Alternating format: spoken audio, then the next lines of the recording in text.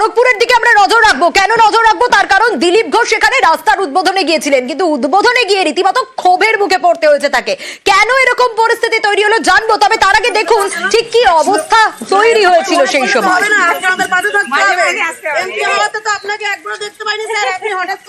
টাকা দিয়েছি, কারণ বাপের টাকা নেই, আমি টাকা দিয়ে বানিয়েছি। তোমাকে বলেছি আপনি এমপিও একজন বাপ তুলে বলতে পারেন? 14 পুরুষ তুলবো। তোমার বাবা বলতে দিয়েছে বেশি না কেন করবে না। প্রদীপকে বলো, প্রদীপকে বলবো কেন? রাস্তা লাইটে গলির রাস্তা ওখানে এটাই বাকি রইলো নাকি? আমাদের ওয়ার্ডে আমাদের বলছেন আমাদের ওয়ার্ডে বাপ তুলে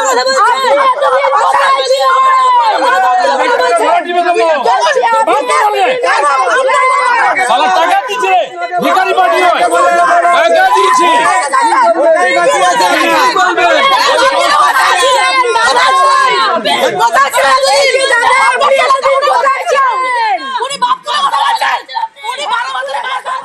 আর আরো বিস্তারিত শঙ্কর জানাতে পারবে। এই যে ছবিটা আমরা দেখলাম, এই ছবি খড়গপুর পুরসভার 6 নম্বর ওয়ার্ডে। শঙ্করের কাছে আসবো, তবে তার আগে আরো একবার দেখুন কিভাবে আঙুল উঁচিয়ে তর্কাতর্কি চলছে।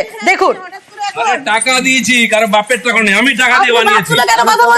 তোমাকে বলেছি আপনি এমপিও একজন বাপ তুলে বলতে পারেন? 14 পুরুষ তুলবো। তোমার বাবা বলতে দিয়েছে বেশি না কেন করবে না।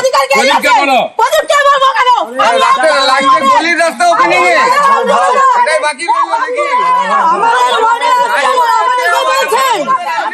কিন্তু কেন এরকম পরিস্থিতি তৈরি হলো আরো বিস্তারিত শঙ্কর জানাতে পারবে। শঙ্কর, আমরা তো দেখলাম যে দিলীপ ঘোষ গিয়েছিলেন রাস্তার উদ্বোধনে, কিন্তু তারপরে এরকম পরিস্থিতি কেন হলো এবং যারা ক্ষোভ প্রকাশ করছেন তারা কি কোনো রাজনৈতিক দলের? একেবারে সোনিয়া, তোমাকে জানিয়ে রাখি যে খড়গপুর পুরসভার 6 নম্বর ওয়ার্ড, এই মাঠপাড়া এলাকা বলে, এখানে একটি এমপি লেট থেকে একটা ছোট রাস্তা, সে রাস্তা উদ্বোধন করতে এসেছিলেন বিজেপি নেতা দিলীপ ঘোষ। এবং এই দিলীপ ঘোষ আসার পরে স্থানীয়রা তারা জানতে চায় যে এতদিন এমপি থাকাকালীন কেন ছিলেন না এই খড়গপুরে, বা তাকে দেখা যায়নি কেন, তা নিয়ে জিজ্ঞাসাবাদ করতে গেলেই দিলীপ ঘোষ তাকে বাবা তুলে বক্তব্য দেয়। এরপরেই মহিলারা একেবারে রেগে গিয়ে তার উপরে একেবারে তারা চড়াও হওয়ার বলে অভিযোগ। যেটা আরো যেতে জানা যাচ্ছে যে এই যে যারা মহিলারা ছিল তারা সবই তৃণমূল কর্মী সমর্থক বলে জানা গেছে। খড়গপুর পুরসভার প্রাক্তন চেয়ারম্যান বিধায়কের অনুগামী বলে পরিচিত। তবে তারা যে প্রশ্নটা করেছেন যে এই যে দীর্ঘ বছর তিনি এখানে এমপি বা এমএলএ থাকাকালীন এই এলাকার না সাথে তাদের ভিতরে একটা ক্ষোভ ছিল, তারা সেই ক্ষোভ তারা বহিঃপ্রকাশ করেছে। কিন্তু দিলীপ ঘোষ যেভাবে তাদের বাপ তুলে গালাগালি বা বাপ তুলে কথা বলছেই তারা অবশ্যই নজর থাকবে পরবর্তীতে। বেশ, আমাদের ওয়ার্ডে কি ব্যাপার? আসে না এরকম করে মনে করলে তো হবে না। আজকে আমাদের পাশে থাকতে হবে। এমপি হওয়াতে তো আপনাকে একবার দেখতে পাইনি স্যার, আপনি হঠাৎ করে এখন টাকা দিয়েছি, কারণ বাপের টাকা নেই, আমি টাকা দিয়ে বানিয়েছি। কথা বলছেন? তোমাকে বলেছি আপনি এমপিও একজন বাপ তুলে বলতে পারেন? 14 পুরুষ তুলবো।